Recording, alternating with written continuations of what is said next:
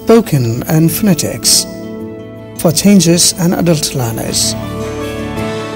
Day 17, Part 2. Describe an interesting history place. Describe an interesting historical place. You should say what it is, where it is located, what you can see there now, and explain why this place is interesting. You will have to talk about the topic for 1 or 2 minutes. You have 1 minute to think about the topic. You can make some notes to help you if you wish. I have a special interest in visiting famous places, and on my list, historical places always get preference. I have visited many historical places like Machu Picchu in Peru, the pyramids of Giza, Taj Mahal, Parthenon in Greece, and many more. The historical significance and site attraction sometimes mesmerize me.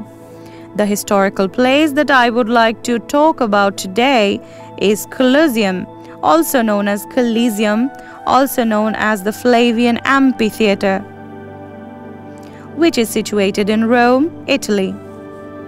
It is basically an elliptical amphitheatre in the center of the city of Rome, Italy, which is the largest amphitheatre in the world and is made of concrete and stone.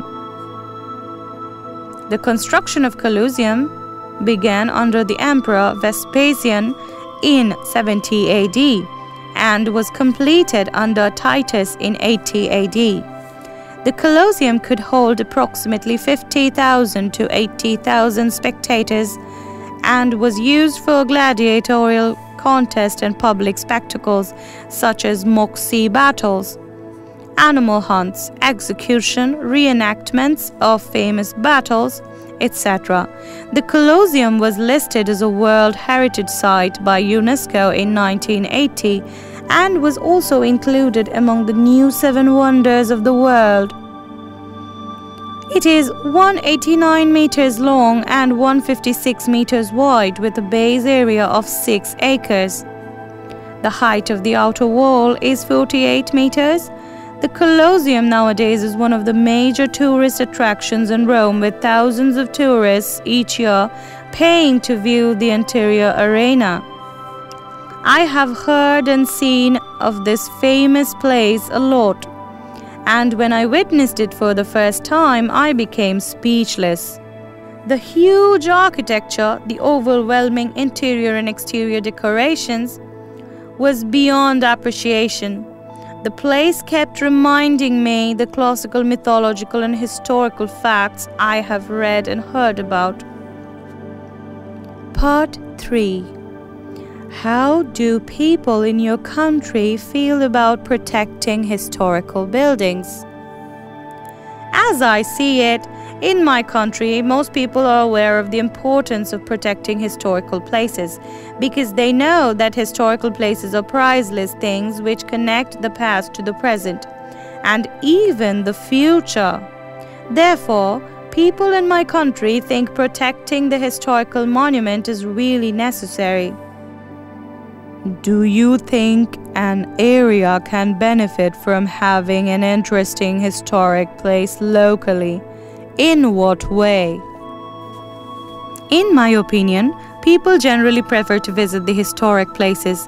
Consequently, if there are historic buildings, they will attract more tourists to visit, which will help develop local tourism and industrial zones. This will lead to the growth of the service industries, restaurants, and entertainment sections. Besides that, it creates an excess profit and job galore for the locals. So it can really benefit from having an enjoyable historical place locally. What do you think will happen to historic places or buildings in the future? Why? I think the historic monuments probably will be degraded or even disappear in the future if we do not have any rational conservation policy. Because nothing can exist forever, the weather conditions such as rain, sunlight, winds, etc. can also destroy them. In addition, human visits can also be the cause to destroy them. Sunlight, wind, etc. can also destroy them. What do you think will happen to historical places or buildings in the future? Why? How were you taught history when you were at school?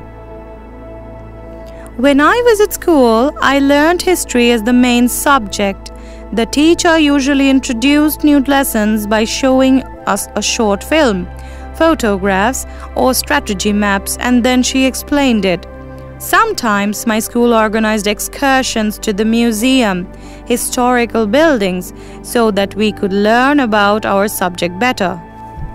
Are there any other ways people can learn about history apart from the school? Why? Today, apart from at school, there are many ways people can approach history, such as radio, academic magazines, newspapers, etc.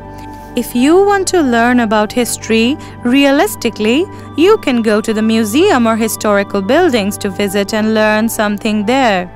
Do you think history will still be a school subject in the future? Why? It is likely that history will still be a school subject in the future because the students receive the knowledge of history less and less or in a wrong way today.